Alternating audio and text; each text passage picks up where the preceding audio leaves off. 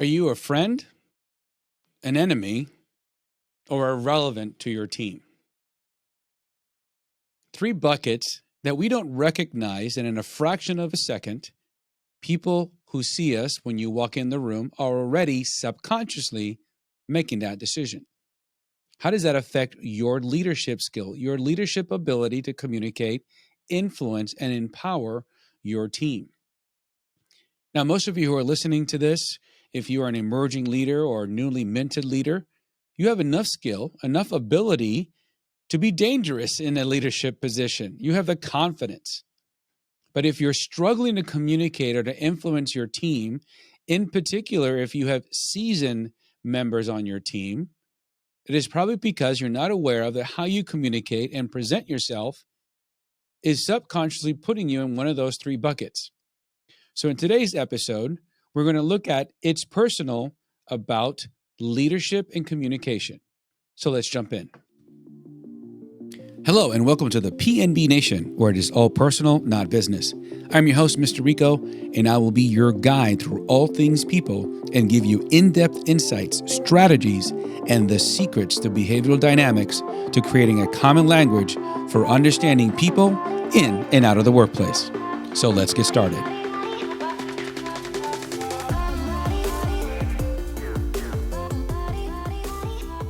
Mark Bowden had this great presentation that talks about that the moment you walk into a room, subconsciously, us humans are looking at that person before you even open your mouth and putting you in three buckets based on what they see, how they feel, and what does it you remind them of.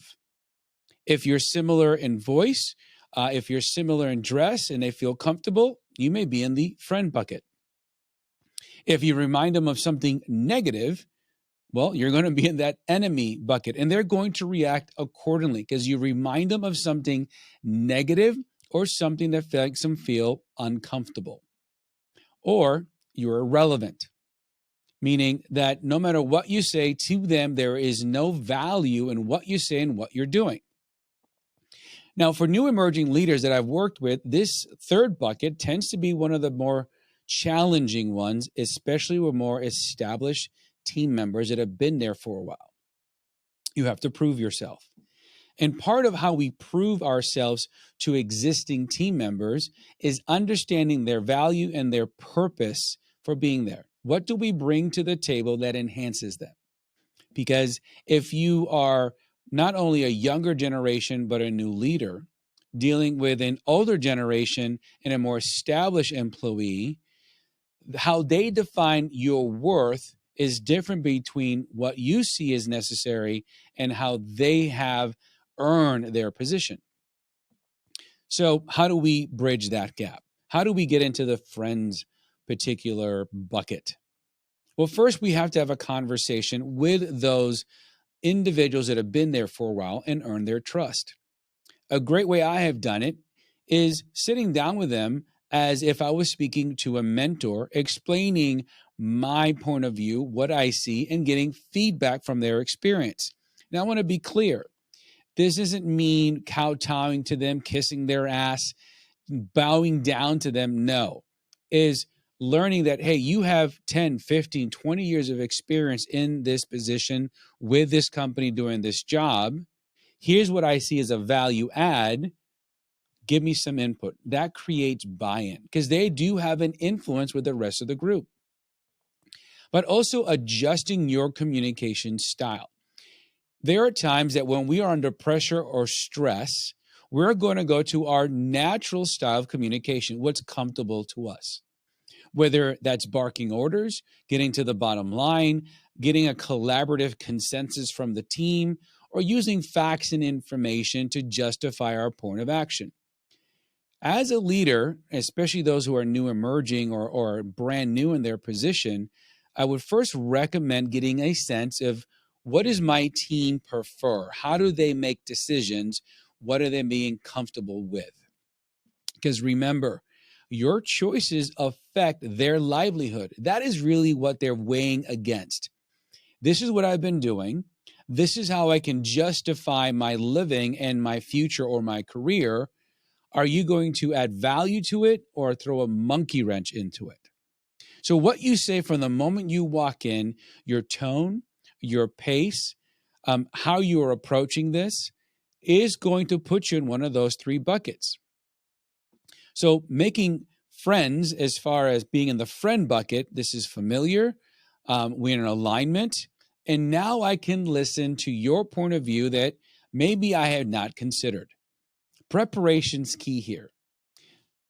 As leaders, some of the biggest mistakes that we tend to make, especially when we get our first leadership or management position, is that the only thing I know is what got me here. See, most organizations fail to prepare new leaders to lead and manage. So the only thing they can go back to is what got me here, my skill, my ability, my strength, my confidence, whatever it may be. Here's the problem. Most of your team members are not you. They didn't come up the ranks. That's the reason you got promoted. So we have to temper down and especially be empathetic and understand what culture am I in, who am I working with, and how should I communicate more efficiently to create a level of comfort that now they're more open to and interested in why I want to do the things that I do, which leads to my next point. If you can't understand what's important to them, why they do what they do, and you don't address that why, you are going to quickly get between enemy and irrelevant because you're not adding value to them, regardless of what it is. So initially, when you get promoted, take the time to sit down one-on-one and understand the pace of communication. Do they tend to speak fast, think fast, decide fast, and you need to adjust, or is it in alignment to how you communicate? Do they prefer communication as a bullet point, bottom line, or facts and information, or more relational? They feel more comfortable with social elements. Next, what is important to them? The process, procedure, direction, a career, financial bonuses, family, quality of life. Find that, because then you can attach to how we're going to get there. And third, and by far the most important, is there a collective vision or goal that everyone is focusing on that you can utilize as how do we get there quicker or get a much better result that maybe they haven't considered? This will allow you to show value and start moving you from irrelevant or enemy to friend. And it starts with being more empathetic and more interested in your team and what they need, and then adjust your goals and direction, and more importantly, your communication style, so that they can see the value of what you're bringing to the table. The fact that you're listening to this video tells me that you are willing to invest in yourself and improve your skill set. Leaders are constantly looking to improve their skill set, in particular, their mindset, how they see themselves, and more importantly, how do they add value to their team? Because they know without a team, there is no leadership position. So take the time to recognize, to learn more about your team and adjust your communication to the whole, but also get buy-in from those that are influencers or advocates within the team. Get feedback. You cannot do it yourself. And one of the biggest myths I want to make sure that young leaders do not fall into, you don't have to know everything. You don't have to appear like you're a Superman. It's okay to be vulnerable. Trust is built in vulnerability. Hope this helps. Please go ahead and hit that subscribe button, hit that thumbs up if this was of value, and leave a comment or even suggestions of topics that we can either bring experts or we can address that would add value to your position. We're here to rise by lifting others, so help us to get this information to other people by adding that comment and subscribing, hitting that little bell so you can see the new and upcoming episodes. We thank you for your being here, and thank you so much for all the comments everyone's already sent us via email. We look forward to helping you increase and grow in your position as well as in your skill and ability. Until next time, I'm Mr. Rico. We'll see you in the next episode.